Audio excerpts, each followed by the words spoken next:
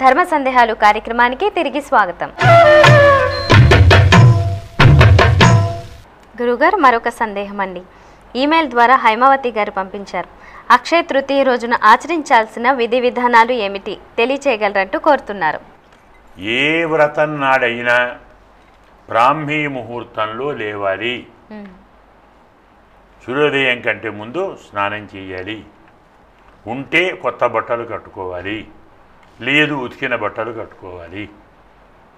శుచిగా ఉండాలి దంపతులు, లేదు కన్నెపిల్లలు, లేదు వృద్ధులు, ఎవరైనా సరే ఈ వ్రతం చేయాలనుకున్నవారు ఈ నియమాన్ని పాటించాలి. ఇందులో మనకు నవకలశ పూజా విధి ఉంది.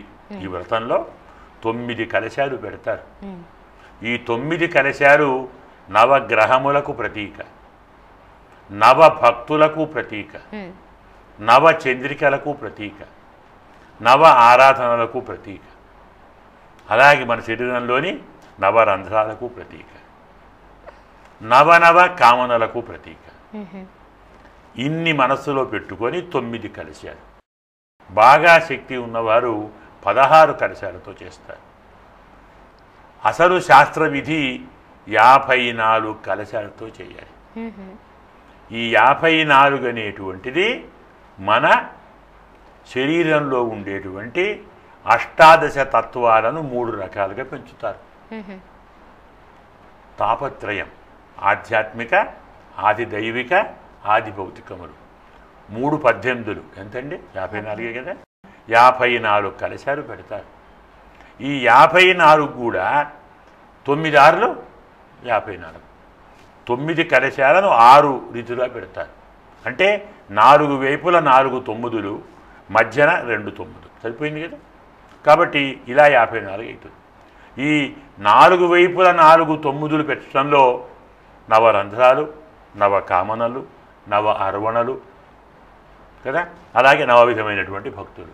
మధ్యన ఉండేటువంటి నవ అనేది ఉందే, కామ, క్రోధ, లోభ, మోహ, మద, మత్సర, తృష్ణ, విభీషిక, భీతి. ఈ 9 6 మధ్యన పెడతారు, 2గా పెడతారు. ఇలా 54 పెట్టి వాటిలో ఆయా దేవతలను ఆరాధించి దీనికి విడిగా ఇంకొక 6 కలశాలు పెట్టి 60. ఈ 60 సంవత్సరాలకు ప్రతీక. ఇందులో ఒక్కొక్క సంవత్సరాన్ని ఆవాహన చేసి షోడశోపచార పూజ చేసి వస్త్రాదులతో ఆరాధించి ఉద్వాసన చెప్పి ఎన్ని కలశాలు పెట్టామో అంతమంది బ్రాహ్మణులను పూజించి ఇవి వారికి ఇవ్వాలి. అలా శక్తి లేదు 9 పెట్టి 9 ఉత్తేజులను పిలిచి వారికి వాయినాలు ఇవ్వండి. కన్యపిల్లలు పిలిచి వారికి వాయినాలు ఇవ్వండి. బ్రాహ్మణులను పిలిచి వాయినాలు ఇవ్వండి. పెద్దలను పిలిచి దానము చేయండి. లేరు బంధువులను పిలిచి అందరికీ ఇవ్వండి. ఈరోజు ఎంత దానము చేస్తే మీ జీవితంలో అంత సంపద అక్షయంగా ఉంటుంది. ఇది అక్షయ దానం వ్రతం. కొనుక్కుంటే కాదు, ఇస్తే. కొనం తీయలేం కాబట్టి మనం కొని కొంత దాచి కొంత ఇస్తున్నాం. దానము చెయ్యాలి, ధర్మము చెయ్యాలి, ఆరాధన చెయ్యాలి, 10 మందికి భోజనము పెట్టాలి. ఇదే కన్నెపిల్లలైతే అట్లు పోసి అందరికీ అట్లతో భోజనం పెడతారు. అట్టులోని చాలామందికి తెలియదు, ఏదో బియ్యం పిండి చేస్తున్నాం, ఇంకేదో పిండి కలుపుతున్నాం, పలతగా చేస్తున్నాం, పెన మీద వేస్తున్నాం, నూనె వేస్తున్నాం, దాన్ని బాగా కాలుస్తున్నాం, పక్కవానికి ఇస్తున్నాం అనుకుంటారు. బియ్యమును పొడి చేసి అందులో నీళ్లు పోసి అందులో మరోటి కలిపి దాన్ని నూనెలో నెయ్యి వేసి దానిపై వేస్తాం. నెయ్యి మీద వేస్తే పిండి అంటుకోదు, నూనె వేసినా కానీ అంటుకో. మనం ఏ ఆకారంతో వేస్తే అదే ఆకారం వస్తుంది, అలాగే బయటికి వస్తుంది. వేడికి నెయ్యికి పిండికి సంబంధం. ఈ వేడి అనేది జ్ఞానం, నెయ్యి అనేది స్నేహం, పిండి అనేది సంబంధం. జ్ఞానముతో సంబంధాన్ని దూరం చేసుకోండి. సాంసారిక సంబంధాన్ని జ్ఞానంతో దూరం చేసుకుని పరమాత్మను పొందే ప్రయత్నం చేయటమే అట్లు పోయుట. అది కన్నెపిల్లలు ఎందుకు చేస్తారు? మంచి భర్త రావాలి. మంచి భర్త అర్థం ఏమిటి? సాంసారిక బంధాన్ని పరమాత్మ ఆరాధనతో కూర్చేవాడు మంచి భర్త. సంసారాన్ని పెంచేవాడు మంచి భర్త కాదు. సంసారంలో ఉండాలి, అన్ని కామనలు అనుభవించాలి.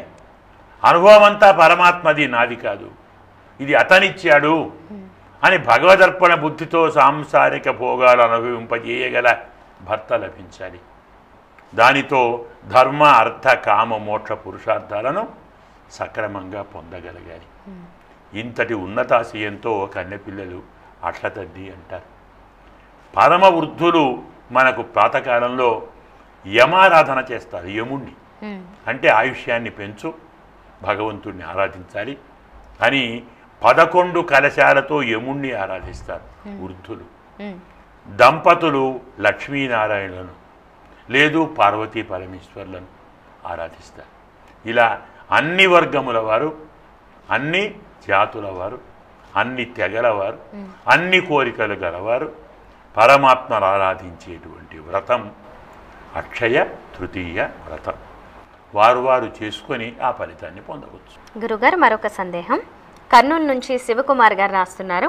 అక్షయ తృతీయ రోజున లక్ష్మీ కుబేరులను ఏ విధంగా ఆరాధించాలి, దానివల్ల కలిగే ఫలితాలు ఏమిటి తెలియచేయగలరంటూ కోరుతున్నారు. లక్ష్మీనారాయణుల ఆరాధన చేస్తాం. అలాగే కామ్య వ్రతంలో వారిలో కుబేరుణ్ణి కూడా పెట్టి, కుబేరుడు ధనాధిపతి కాబట్టి అతన్ని ఆరాధిస్తాం ధనాన్ని ప్రసాదించమని. కానీ వాస్తవంగా కుబేర శబ్దానికి అర్థం వేరు. బేరము అంటే శరీరం, కు అంటే చెడు, చెడు శరీరం గలవాడు. న్యాయంగా కుబేరుడికి కుష్ఠువ్యాధి ఉన్నవాడు. శాస్త్రం చెప్తుంది కుబేరుడు అంటే కుష్ఠువ్యాధి కలవాడు. అందులోని పరమార్థం తెలుసా? ధనవంతుడికి వ్యాధులే ఉంటాయి, అనుభవించలేడు. పరిపూర్ణమైన ఆరోగ్యంగా బలంగా ఉన్న వాడికి ధనం ఇస్తే ఉంచుతాడండి? ఖర్చు పెడతాడు, అనుభవిస్తాడు, లోకానికి లేకుండా చేస్తాడు. ధనాధిపత్యం ఎవరికి ఇవ్వాలి? వ్యాధిగ్రస్తుడికే ఇవ్వాలి. వాడు తినలేడు. ఎలాగో నేను తినలేరు కాబట్టి నలుగురు పంచి పెడదామంటాడు. తాను అనుభవించలేనప్పుడు అనుభవించగల వారికి ఇద్దాం. అందుకే వ్యాధిగ్రస్తునికి ఆ పోస్ట్ ఇచ్చాడు ధనాధిపతిగా. మనం లోకంలో చూస్తూనే ఉన్నాం. ధనవంతులు 100కి 90 మంది వ్యాధిగ్రస్తులే. చక్కెర తినలేరు, లడ్డూ తినలేరు, ఏదో డయాబెటిక్ అంటారు. కారం ఉప్పు తినలేదు, బీపీ అంటారు. పరిగెత్తలేరు, స్థూలకాయం అంటారు. ఇలా ఎన్ని బాధలు.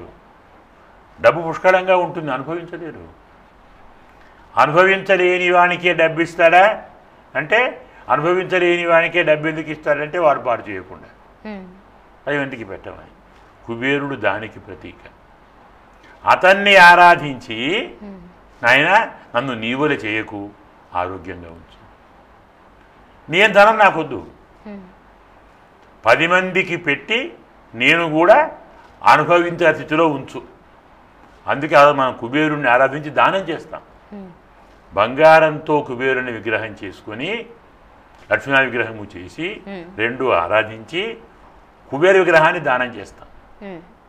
లక్ష్మీనారాయణను ఇంట్లో ఆరాధన ఉంచుకుంటాం. సరే శక్తి ఉన్నవాడు 2 తెచ్చి దానం కూడా చేస్తారు, అది వేరే సంగతి అనుకోండి. కాబట్టి పరమార్థం ధనం అనేది అనుభవానికి కాదు, దానం కోసము. ఆ నీతిని చెప్పేటువంటి పండుగ అక్షయ తృతీయ. ధర్మ సందేహాలు కార్యక్రమంలో మరో చిన్న విరామం.